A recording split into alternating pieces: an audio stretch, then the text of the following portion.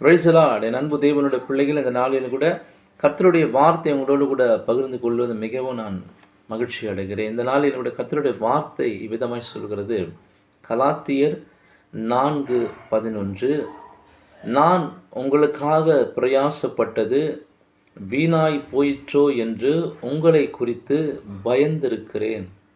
பவுல் சொல்லுகிறார் கலாத்திய சபையை பார்த்து. கலாத்தியருக்கு பவுல் சொல்லுகிறார், அவர் அவங்களுக்கு மாத்திரம் அல்ல, இது நமக்கும் உரியது இல்லைங்களா? நமக்காக தானே கிறிஸ்து மரித்து அடக்கம் பண்ணப்பட்டு 3ஆம் நாள் உயிரோடு எழுந்தார். நமக்காக தானே அவ்வளோ பாடுகளை சகித்து நமக்காக கர்த்தர் இவ்வளவு பிரயாசப்பட்டார் இல்லையா? அப்போ அதே வருத்தம் வேதனை நம்மை குறித்து தேவனுக்கு இருக்கும் இல்லையா? அதான் பவுல் சொல்கிறார், நான் உங்களுக்காக பிரயாசப்பட்டது வீணாய் போயிற்றோ என்று உங்களை குறித்து பயந்திருக்கிறேன்.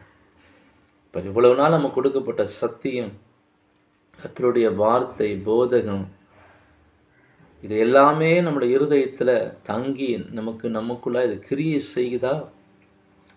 அந்த வார்த்தையை பெற்று நாம் கனி கொடுக்குறோமா? கிறிஸ்துவை வெளிப்படுத்துகிறோமா? கிறிஸ்துவென்று ஜனங்களை ஆதாயம் பண்ணியிருக்கிறோமா? இதையெல்லாம் அந்த வசனத்தில் அடங்கும். மாம்சமாய் நம்ம பெற்றெடுக்கிற தாய் தகப்பன் சொல்கிறாங்க, உனக்காக நான் பட்ட கஷ்டம் வீணா போயிடுமோன்னு பயப்படுறேன்றான் இல்லையா? எவ்வளோ காலம் நம்மோட அவங்க வாழ முடியும் தாய் தகப்பன்? ஆனால் அவங்க சொல்கிறாங்க, உனக்காக நான் பட்ட கஷ்டம் வீணாக போச்சு, இது வேறு யாருக்கு செஞ்சிருந்தா கூட எனக்கு புண்ணியம் கிடச்சிருக்கோன்னு வரேன். மகனை வெறுத்து